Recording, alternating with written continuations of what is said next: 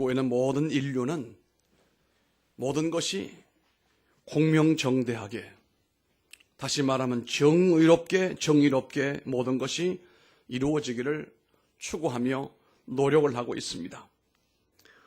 우리가 이렇게 꿈꾸는 정의로운 삶이 우리 앞에 열망하는 가운데 그대로 이루어지면 얼마나 좋겠습니까? 그러나 오늘 우리 시인이 말씀하는 것을 보면은 우리는 정의가 불의 앞에 억압을 당하고 있다. 여전히 불의가 이 땅에 만연하고 있다.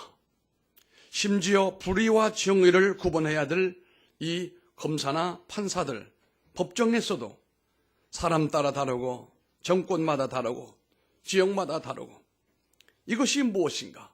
이것이 삶의 모순점이다, 이런 말입니다. 어쨌든 이 땅에는 참 좋은 학교도 많이 세워지게 되고, 그래서 사람을 더 사람답게 만들어주는 곳이 있고, 법원이나 법정이 여러 군데 있음으로 인하여 공명정대한 정의를 추구하는 일들이 계속되고 있지만, 오늘 이 시점에서 우리가 느끼는 것은 그렇다고 해서 우리의 사회와 우리의 환경이 정의롭게만 움직여지고 있는가? 성경은 아니라는 말입니다. 여전히 불의가 이 모든 정의를 지배하고 있다, 이렇게 말씀합니다. 이 생의 모순을 전도자는 한탄하고 있음을 보게 되는 것입니다. 제가 이 전도서를 말씀을 시리즈를 보면서 부탁하는 말씀이 있는데, 가끔 제가 당부를 드리는 것은 이 전도서는 끝에 나오는 마지막 장, 마지막 절을 보지 않고는 전도서를 얘기하지 말아라. 만약에 끝장을 보지 않고 전도서 앞에 나오는 내용만 우리가 잘 살피게 되면 사람은 희망이 없고 모두 자살할 수밖에 없는 상당한 우울증 사회가 될 수밖에 없고, 사는 것 자체가 미련스럽고 사는 것 자체가 인간답지 못하다는 것을 알지만, 마지막 장에 나오는 비밀을 알게 되면, 여러분 앞에서 말씀드린 대로 이 전도자는 보통 사람이 아닙니다. 범인이 아니다, 이 말이에요. 그가 누렸던 사회적인 지위나 경험하고 깨닫고 담고 있던 이 지능과 하나님 주신 지혜나 경제적인 수준이나 모든 것이 우리와는 경쟁이 안 될 정도로 탁월했던 사람입니다.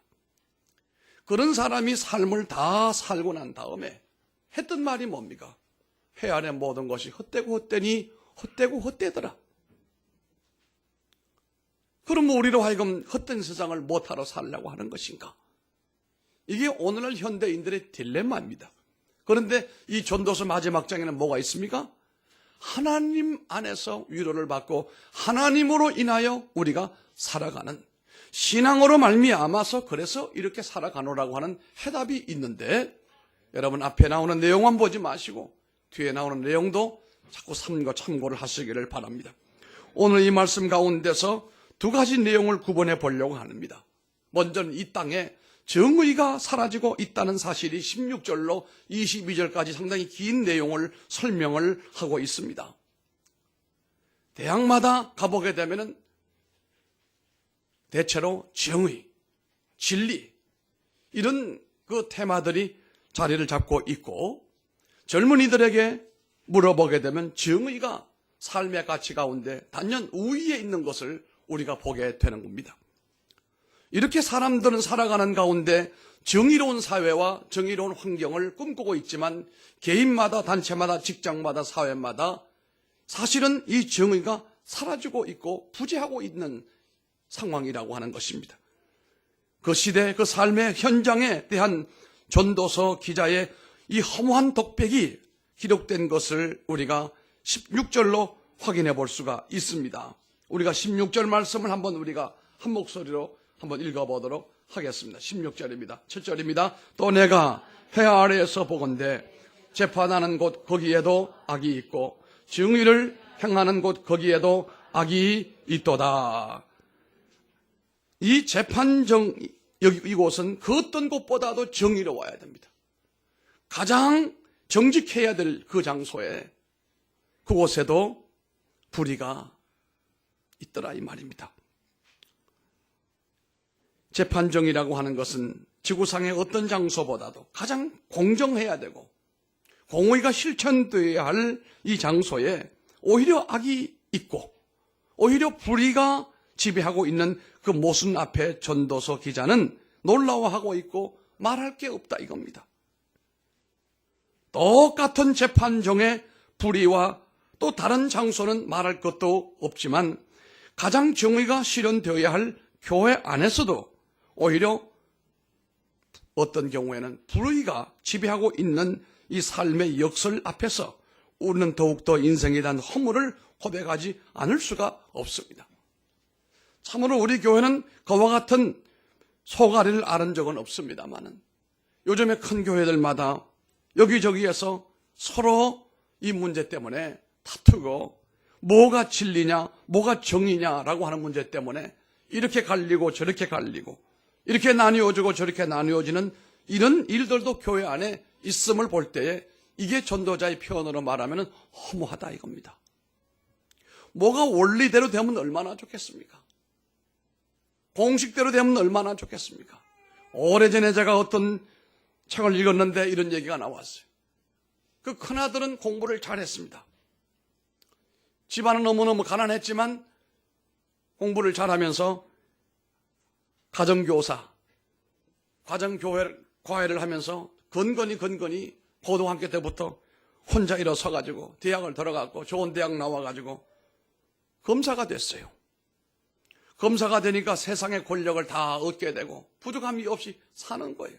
그런데 둘째 동생은 형처럼 머리가 뛰어나지 못했는지는 몰라도 그런 노력을 안 했는지를 몰라도 남의 집에 기사 노릇을 하는 형제예요. 기사 노릇을.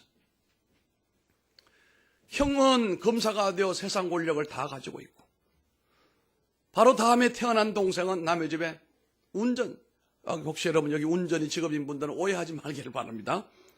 지금은 운전이란 직업이 없는 것과 다른 바가 없어요. 옛날에는 아주 된 사람은 꼭 기사를 댔고 집에도 저 앞에 귀퉁이에 기사방을 만들어가지고 살게 했는데 그런데 그 어머니가 볼 때는 큰아들도 내 배 속에서 태어났고 둘째 아들도 내 배 속에서 태어났는데 살아가는 현실의 모습은 어쩜 이렇게 모순이냐 이거예요.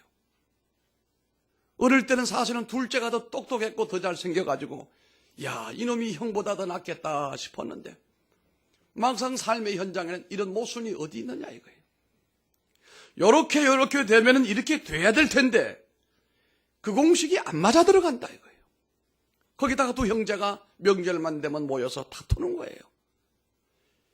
형은 못 사는 동생이 불편하고 못 사는 동생은 잘 사는 형이 불편한 거예요.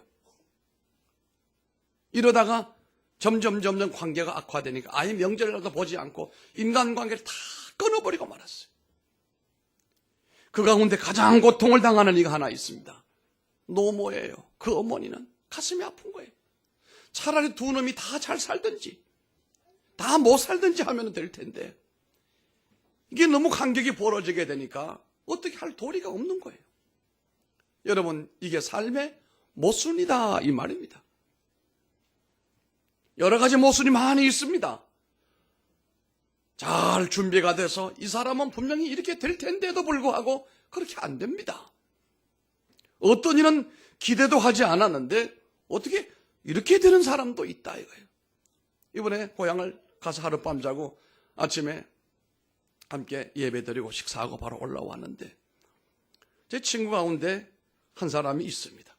해양대학을 나왔습니다. 그럼 마다로스가 됐어요.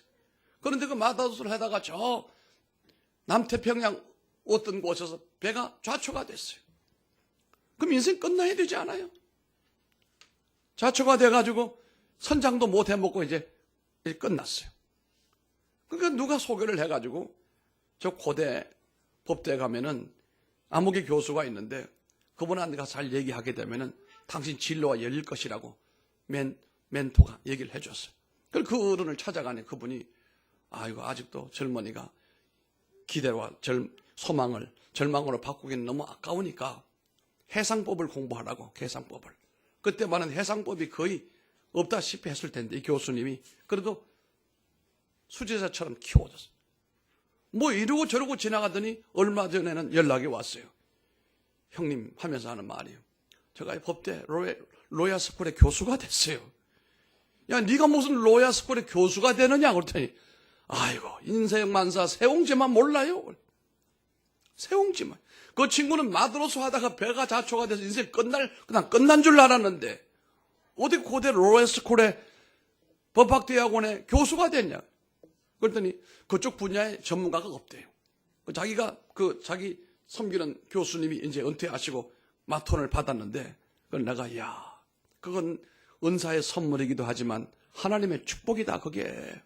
예. 그게 노력한다고 될 문제가 아니에요.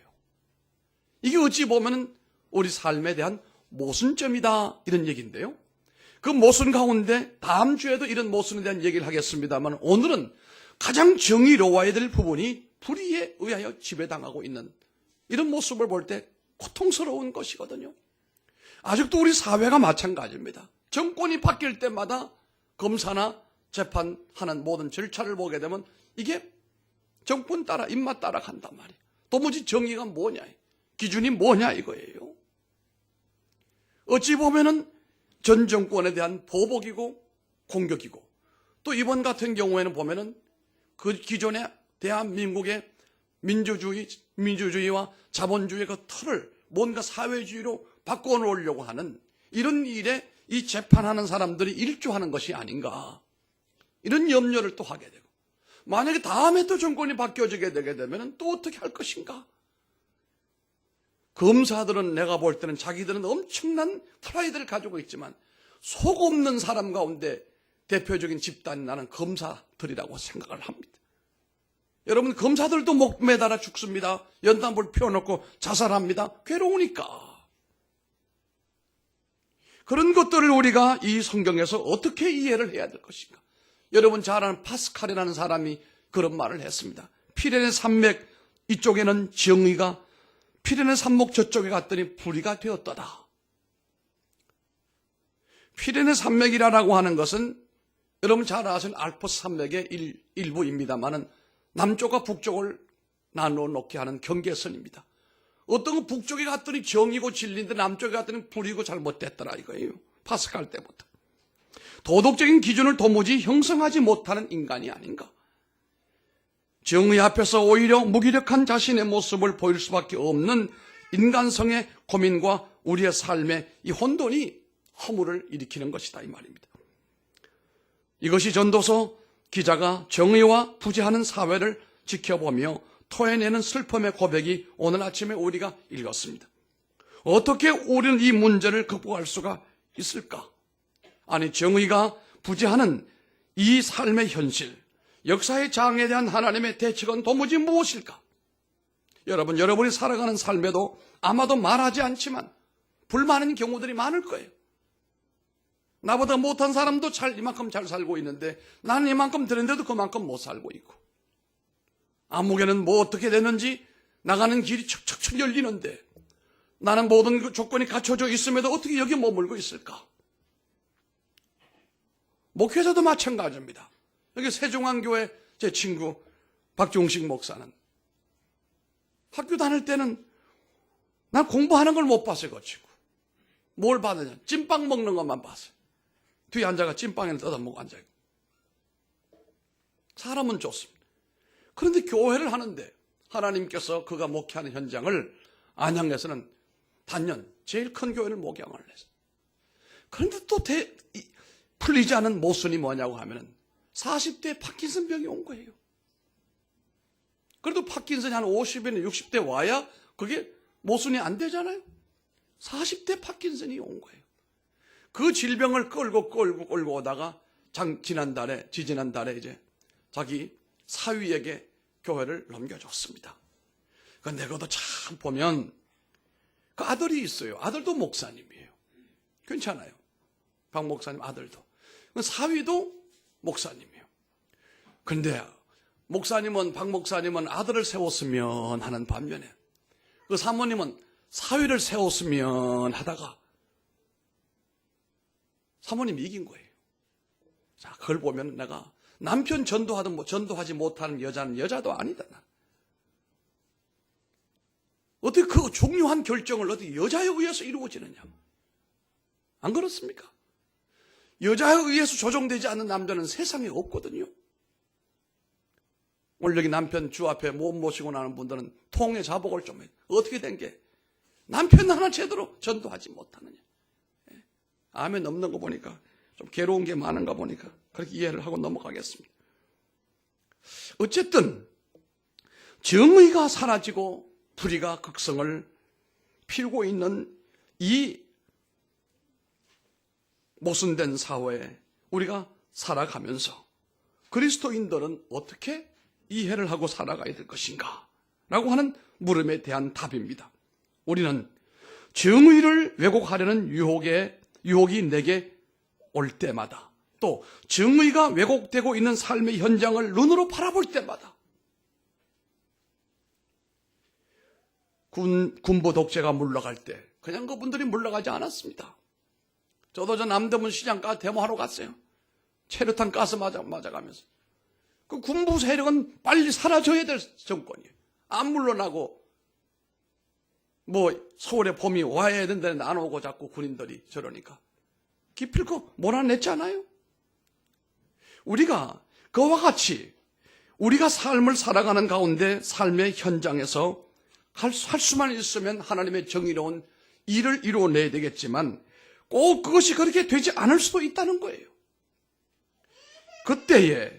그때에 우리가 기억해야 될 하나님의 열쇠가 있어요. 이렇게 한번 따라하시기 바랍니다. 그러나 하나님이 심판하신다. 이걸 생각해야 돼. 세상 법정은 소란하고 혼란이 오고 세상 검찰이나 판사는 왜곡되게 판단을 하고 왜곡되게 의도적으로 판결하는지 몰라도, 그러나 하나님은 너까지도 판단하시고 온전하게 심판하신다. 하나님에게는 애누리가 없다. 잘못된 것은 잘못된 대로 하나님은 또 판단하신다. 너무 서러워하지 말고 너무 고통스러워하지 말라. 이게 해답이라 이 말이에요. 17절의 말씀입니다. 17절 한번 읽어보십시다. 시작. 내가 내 마음속으로 이르기를 의인과 악인을 하나님이 심판하시리니 이는 모든 소망하는 일과 모든 행사의 때가 있음이라 하였으며. 아멘. 서로 재판정이 그리고 재판장이 올바른 결단을 그리고 올바른 판단을 내리지 않아도 그것 때문에 우리가 삶 속에서 끊임없이 허무에 빠지기만 할 필요는 없다. 모순이라고 하는 덩어리 속에서 우리가 너무 고통스러워할 필요가 없는 것은 마침내 이 모든 것에 대한 사필 규정이 하나님으로 말미암아 이루어질 것이기 때문에. 아멘. 공의로우신 하나님이 선인과 악인을 나누시고 그리고 하나님의 온전한 공의와 정의를 가지고 곧 심판하시기 때문에 그렇습니다. 그러므로 우리 성도들 낙심할 필요가 없습니다. 이것이 전도자의 오늘 결론입니다. 그리고 우리는 결국은 다 죽습니다. 다 죽습니다. 그렇게 판단하는 사람이나 판단당하는 사람이나 세월 지나면 다 죽습니다. 제 친구 가운데 자기 아버지가 대법관까지 한 민법기라고 하는 분이 그 손주가 제 친구였어요. 내가 걔 보고 늘 한 소리가 있어요. 대법관 하는 할아버지도 돌아가시고 대법관 안 한 사람도 다 죽고 나 죽는다. 땅에. 이게 우리에게 또한 새로운 위로가 되는 것이, 그렇게 득세하고 난리를 피워도 때 되면 다 사라지게 된다는 겁니다. 의인이나 악인이나 할 것 없이 죽음에 있어서 인간은 가장 공평한 자리에 서게 된 날이 오기 때문입니다. 누르고 있는 사람이나 눌리고 있는 사람이라도, 억울하게 사람을 착취하고 있던 사람도 착취를 당하고 있던 사람도 다 함께 어느 날 가장 공평한 삶의 자리에 서게 되는데 그것이 바로 죽음의 자리라고 하는 것입니다. 만약에 그 죽음이 없다면, 죽음의 자리가 없다면 이 땅에 그 불공평한 것은 끝도 한도 없이 이어지게 된다는 사실입니다. 물론 그들의 후손들도 부모들의 영향은 받겠지만 그러나 오래가지 못합니다. 부모의 돈이나 물질을 유업으로 받은 사람들은 그것을 오래가지 못합니다. 우리말로는 3대가 넘어가지 못한다고 하잖아요. 이건 공평하신 하나님의 또 다른 판단이라고 우리가 볼 수밖에 없는 것이거든요. 죽음은 좀 나은 인간과 낫지 못한 인간을 절대로 구분하지 않습니다. 거지의 죽음이나 대단한 사람의 죽음은 절대로 구분이 되지 않습니다. 차별이 없습니다. 권력자의 죽음이나 권력 밑에 신음하는 사람의 죽음이나 결코 차별이 없습니다. 죽음은 그 모든 사람이 똑같다는 사실로 임하여지게 됩니다. 심지어 죽음은 사람과 짐승도 차별이 없다고 성경은 말하잖아요. 죽음은 모든 피조물에게 똑같이 찾아온다는 말씀입니다. 18절로 21절의 말씀 길어서 다 읽지는 못합니다만은 죽음은 모든 인간과 모든 짐승과 다를 바가 없다는 겁니다. 똑같이 임한다는 겁니다. 그러나 한 가지 차이가 있는데 인간은 죽음으로 인하여 혼이 위로 올라가고 짐승의 혼은 아래로 내려간다. 짐승의 혼을 우리가 각혼이라고 이렇게 얘기합니다. 각혼. 땅으로 내려가 없어져 버린다. 일본에 가면요, 이 애완견, 강아지나 고양이를 기르다가 죽으면 화장을 해가지고 사람들을 모시는 그런 방법으로 유골을 만들어가지고 납골 내다가 모신다고 그래야 돼. 어떻게 해야 돼? 납골에다가 보관하고 있으면서 때 되면 거기 가서 또 이렇게 제사를 하고 절을 하고 향불을 피워놓고. 여러분, 짐승의 혼은 죽자마자 땅으로 내려가면서 없어져 버리고 마는 거예요. 없습니다. 짐승 귀신은 없습니다. 사람의 혼은 위로 올라간다고 그랬어요. 위로 올라가면서 우리는 좀 더 정확히 말하면 예수 믿는 사람은 천국에 가지만 안 믿는 사람은 불행하지만 지옥으로 간다 이 말이에요. 아멘 하세요. 이 공평한 원리, 공평하다 이 말입니다. 모든 사람에게 어느 날 하나님의 가장 공의로우신 심판이 오게 됩니다. 이 심판 앞에서 모든 것은 결국 있어야 할 그 자리로 다 돌아가는 겁니다. 과도하게 유세를 부리고 착취하고 고통을 안겨다 준 그 사람도 본래 자리로 돌아가고, 그 밑에 신음하고 눌려 고통당하는 사람도 본래 자리로 돌아가 버리고, 사람이 한 번 죽은 것은 정한 이치요, 그 후에는 심판이 있으리라. 주님이 말씀하잖아요. 마지막에 주님의 심판이 기다리고 있다는 겁니다. 그것이 비록 정죄의 심판이 아니고 누군가를 멸망시키는 심판이 아니라고 해도 우리에게는 우리가 살아온 삶에 대하여 책임을 져야 할 심판이 있음을 잊지를 말아야 되는 것입니다. 바울은 이 성도에 대한 심판의 사실을 고린도후서 5장 10절에 이렇게 말합니다. 이는 우리가 다 반드시 그리스도의 심판대 앞에 드러나 각각 선악간에 그 몸으로 행한 것을 따라 받으려 함이라. 우리가 아무리 정의를 행사한다고 해도 우리는 인간의 이 삶의 현실을 지켜보면서 여전히 삶을 불공평한 것으로 모순덩어리라고 하는 것을 느끼게 되어 있습니다. 인간 세상에 아무리 뛰어난 나라에도 이와 같은 모순이 없는 나라는, 사회는 존재하지 않습니다. 이 모순의 덩어리에 있는 세상, 이 세상 그대로 끝날까? 아닙니다. 여기에서 다 시행되지 못한 공의를 위해서도 의로운 사람이 오히려 푸대접을 받고 악인이 도리어 득세하던 이 삶의 모순을 희정하기 위해서도 이 모든 것을 심판할 수 있는 내세는 마땅히 있어야 된다 이 말입니다. 세상에서는 어떻게 하는지 몰라도 그것이 하나님께 통할 리가 없다 이 말입니다. 불의를 행하고 불의를 판단하고 이 결정을 굽게 만들었던 그 사람도 반드시 심판을 받게 된다는 사실입니다. 이 마땅히 있어야 한다는 사실을 가지고 내세에 대한 신앙을 고백한 사람이 유명한 철학자 칸트입니다. 그가 뭐라고 그랬습니까? 실존주의 칸트는 있어야만 합니다. 그래서 있어야만 합니다. 옳습니다. 이 하나님의 심판이라는 사실 앞에서 우리가 우리를 둘러싸고 있는 이 모든 생의 역설과 모순에도 불구하고 대담하게 역사의 현실 속에 그대로 두 다리를 디디고 설 수 있는 것은 주께서 모든 것을 다 아시고 주님께서 다 이루신다는 것을 믿기 때문이에요. 내가 푸대접을 받고 내가 이 모순 덩어리로 오해를 받고 있는 억울한 삶의 현장에서도 그리스도인들이 좌절하고 넘어지지 말고 주저앉지 말아야 될 것은 하나님이 계시기 때문에, 하나님의 심판이 있기 때문이다 이 말씀입니다. 이것이 우리의 고백이 되기를 바랍니다. 웨스트민스터 교회를 목회하셨던 이 웨스트민스터 교회는 여러분 잘 아시는 대로 영국에서 우리의 신조, 웨스트민스터 신앙 고백, 또 소유리 문답, 대유리 문답이 전부 웨스트민스터 교회에서 회의를 통하여 결정된 장소, 뜻있는 장소 아닙니까? 지금은 예배당이 아니고 중요한 행사 대관식이 다 웨스트민스터 교회라고 하지 않고 이제 사원이라고 해요. 거기서 이루어지는데 그 교회를 목회했던 여러분 잘 아는 마틴 로이드 존스 목사님이 그 교회를 목회를 하시면서 영국인들의 신앙과 정신세계를 통치했던 다스렸던 목사님이신데 이분이 돌아가시기 전에 얼마 전에 사랑하는 후배가 목사님을 찾아뵙고 이런 질문을 던집니다. 목사님, 평생 동안 목사님의 머릿속에 스쳐 지나갔던 수많은 생각 중에서 가장 엄숙했던 생각은 어떤 겁니까? 그랬더니 로이드 존스 목사님이 대답하기를 나는 끊임없이 이 생각 앞에 서 왔는데 그 생각은 내 삶이 하나님 앞에서 어떻게 심판될까?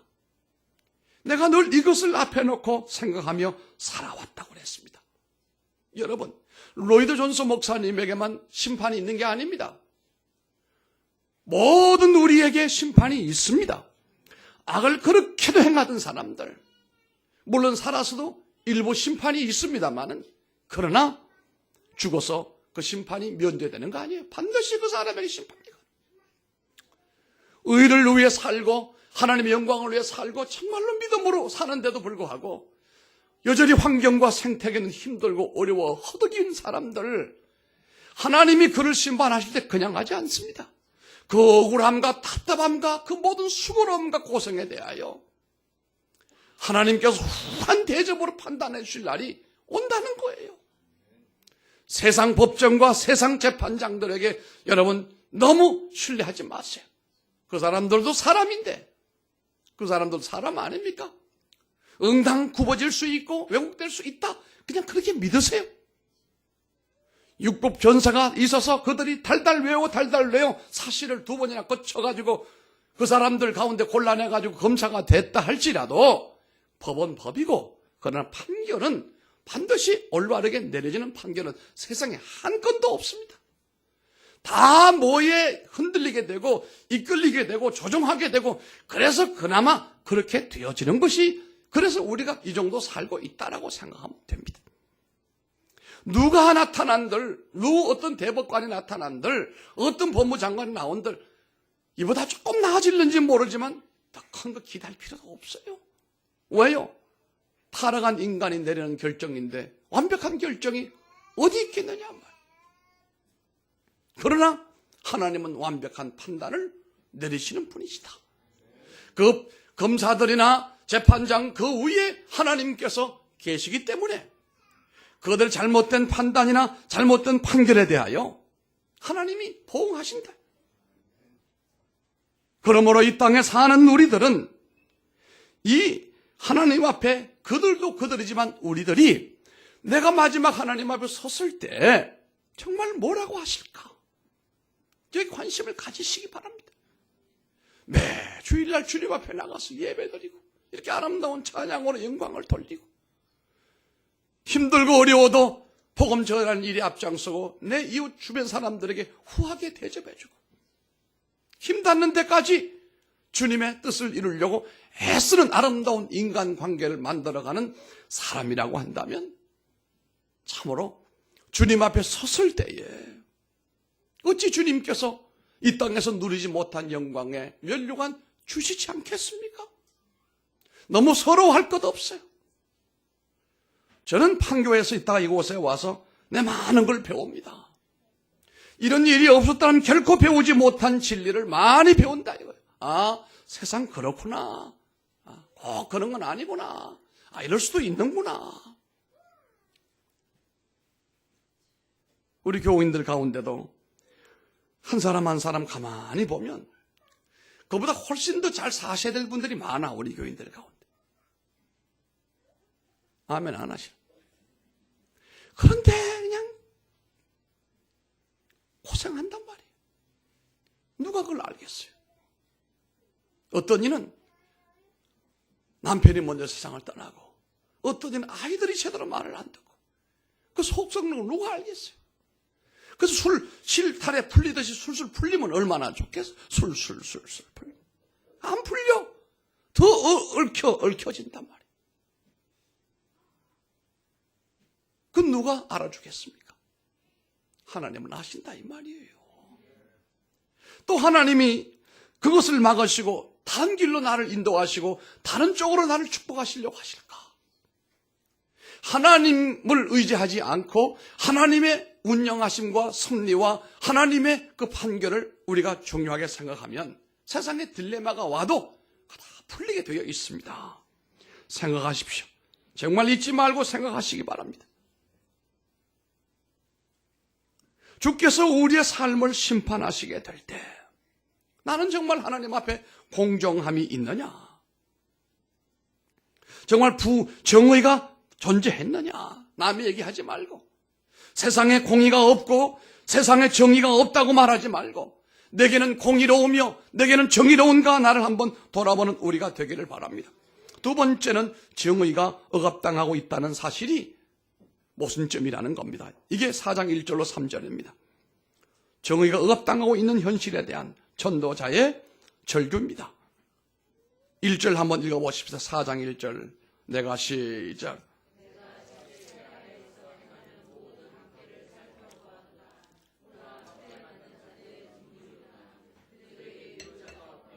아멘. 여러분, 이 전도서 기자의 절망적인 한숨 소리가, 탄식 소리가 여기까지 들려오는 것 같지 않습니까? 아무리 고통을 당해도 위로받지 못하는 사람들, 압제당하고 있는 사람들의 모습, 그렇습니다. 여기에 학대하고 있는 사람들에 의해서 학대받고 있는 사람들의 슬픈 모습이 잘 묘사되고 있습니다. 압제하고 있는 사람들에게 의해서 압제당하고 있는 사람들의 모습이 있다 이 말입니다. 노예화된 인간이 되어서 삶을 살고 있는 사람들의 분노와 허탄함과 절망을 대신하는 고백을 여기에서 우리가 접하게 되잖아요. 그들에게는 부가 있는데 나는 없어요. 그들에게는 힘이 있는데 나는 없어요. 그들에게는 영향력이 있는데 나는 영향력이 없다 이 말이에요. 가진 사람에 의해서 갖지 못한 사람이 받고 있는 이 박해 말입니다. 힘 있는 사람들에 의해서 무력한 사람들이 짓밟히고 있는 이 모순점 말입니다. 영향력 있는 사람에 의해서 영향력 없는 사람이 짓밟히고 있는 이 삶의 모순점 말입니다. 여기 노예화된 사람들의 슬픈 행렬을 우리가 보면서 그들은 어떻게 이 세상의 삶을 살아갈까? 노예로 이렇게 살아가는 것보다는 차라리 죽는 게 낫지. 그것이 2절 이하의 고백입니다. 2절 한번 읽어보십시다. 그러므로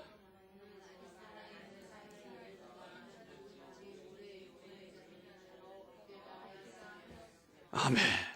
노예 생활에 시달리고 짓밟히고 당하기만 하는 이런 삶을 사는 것보다 차라리 죽은 지 오래된 사람이 더 복되다 이렇게 말합니다. 아니, 이 두 종류의 사람보다 더 복된 사람이 있어요. 아직도 출생하지 않는 사람이라고 그랬어요. 제가 처음 전도서에서 말씀드렸고 앞에도 말씀드린 대로 그래서 전도서는 끝을 잘 봐라. 끝을 잘 봐라. 그렇지 않으면 이 본문 읽었던 내용 되는데 어떻게 사람이 살아갈까? 우리는 이런 생의 역설과 모순을 바라보면서 전도서 기자가 토한 이 고백에 공감하지 않을 수가 없어요. 그래서 지나간 역사 속에는 노예보다는 차라리 죽음을, 자유가 아니면 차라리 죽음을 달라고 호소했던 수많은 우리보다 앞서갔던 사람들의 삶의 행렬을 우리가 봅니다. 이 문제는 어떻게 치료해야 됩니까? 그리스도에 대한 정의가 억압당하고 있는 현실에 대해서 우리는 어떤 자세를 취해야 하느냐 이 말입니다.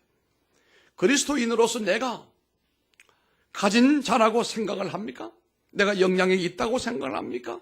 그렇다면 하나님이 내게 주신 모든 것을 가지고 남을 지배하도록 이것을 주신 것이 아니라는 사실은 우리가 알고 있습니다. 못된 짓 하라고 해코지하라고 하나님이 내게 힘 주시고 영향력 주시고 건강 주시고 물질 주셨다라고 믿는 이는 아무도 없을 겁니다. 주님께서 내게 주신 이 물질과 부, 주님께서 내게 준 이 힘, 건강, 이것들을 가지고 하나님을 영화롭게 하고 이웃을 섬기도록 하라고 하는 것임을 우리는 잘 알고 있습니다. 섬김을 가장 고상한 삶의 가치로 여기고 행사할 때 비로소 이 문제가 치유된다 이 말입니다. 유명한 아시스의 성자 프랜시스의 고백을 여러분 기억하시길 바랍니다. 무엇인가를 소유하고 그래서 힘을 행사하고 다른 사람들을 부리고 누려보는 삶을 나는 살아보았다. 거기에는 약간의 기쁨이 있었다. 그러나 나를 희생하고 이웃의 발을 씻기고 섬길 때 이 삶은 나에게 숭고한 기쁨을 가져다 주었다. 그렇게 비교 결정했습니다. 내가 가지고 있어서 다른 사람들을 부려볼 때 그것도 약간 기쁨이 있었지만 굉장한 자리에 앉아서 남을 부려보는 것도 상당히 쾌감이 있지만 치사한 기쁨이 있을 뿐이에요. 그러나 이 기쁨과 차원을 달리하는 놀라운 기쁨이 있고 숭고한 기쁨이 있는데 바로 이것이 프란세스의 고백에서 나오는 얘기입니다. 오늘 본문에서도 그들의 고백이 뭡니까? 저희에게는 위로자가 없도다 그랬습니다. 그렇다면 이제 우리는 그들에게 달려가서 그들의 위로자가 되어야 되지 않냐 이 말입니다. 눌리고 고통당하고 압제를 당하는 가운데 있는데 그들에게 위로자가 없다 이 말입니다. 여러분 잘 아시는 것처럼 강도를 만나서 온몸이 망가지고 죽게 생겨졌는데 제사장도 레위 제사장도 다 지나가 버리고 마지막에 그를 돌봐줬던 사람은 멸시천대 받던 사마리아 사람이었습니다. 오늘 우리 그리스도의 삶이 바로 그것이 되어야 되는 것입니다. 고통당하고 어려움 당하지만 누구 위로자가 없어요. 손잡아줄 사람이 없어요. 그래서 이 전도자가 한탄하는 말이 그들에게는 위로자가 없도다. 오늘 우리는 달라져야 됩니다. 주여, 내가 위로자가 되겠습니다. 내 주변에 고통당하는 사람의 손을 내가 잡아주겠습니다. 내가 말로 그들을 위로해 주겠습니다. 그 사람이 곧 하나님의 사람입니다. 고린도후서 1장 3절에서 바울은 그의 경험을 통해서 체험했던 하나님의 모습을 참 아름답게 기록을 하고 있는데 찬송하리로다. 그는 우리 주 예수 그리스도의 하나님이시요 자비의 아버지시요 모든 위로의 하나님이시며, 여기에서 바울은 위로의 하나님이라고 고백을 하는데 그냥 위로의 하나님이 아니라 모든 위로의 하나님이라 말씀하잖아요. 계속되는 말씀을 봅니다. 고린도후서 1장 4절로 6절에 보면은 우리의 모든 환난 중에서 우리를 위로하사 우리로 하여금 하나님께 받는 위로로서 모든 환난 중에 있는 자들을 능히 위로하게 하시는 이시로다. 그리스도의 고난이 우리에게 넘친 것 같이 우리의 위로도 그리스도로 말미암아 넘치는도다. 우리가 환난 받는 것도 너희의 위로와 구원을 위함이요 혹 위로받는 것도 너희의 위로를 위함이니 이 위로가 너희 속에 역사하여 우리가 받는 것 같은 고난을 너희도 견디게 하느니라. 아멘. 여러분, 말씀을 마무리하겠습니다. 세상에 이렇게 많은 위로의 메시지를 들어본 적이 없어요. 세상에는 위로자가 없어요. 위로자가 없어요. 그런데 오늘 여기에 고린도후서 1장 4절 6절에 보니까 하나님께는 위로의 메시지가 있습니다. 여기 성경에서 하나님에 관한 아름다운 표현인 위로하시는 하나님을 보시기 바랍니다. 오늘도 여러분 눌려있는 사람이 있습니까? 우리 하나님이 여러분을 위로해 주시는 것입니다. 내가 불공평한 대우를 받고 있다고 느껴지게 될 때, 그래서 하늘이 싸늘해 보이고 삶의 의미 없는 것처럼 밥맛이 없어질 때에 이 말씀을 묵상하시기 바랍니다. 나를 위로하시는 분이 내 곁에 계십니다. 그분은 내가 당하는 것을 아십니다. 그분은 나의 눈물을 알고 계십니다. 그리고 이 하나님의 위로를 체험한 사람에게 이제 나가서 네 주변에서 아무도 돕지 못하고 위로하지 못하는 사람들, 눌려있는 고통당하는 사람들, 모순덩어리 사회 속에서 피해를 당하고 있는 사람들에게 네가 나가서 그리스도의 사자가 되어 그들을 손잡아주고 위로해주고 그들을 격려해라. 이것이 우리의 사명이 되는 줄로 믿습니다. 따라합시다. 위로의 하나님. 기도하겠습니다. 존귀하신 아버지, 답은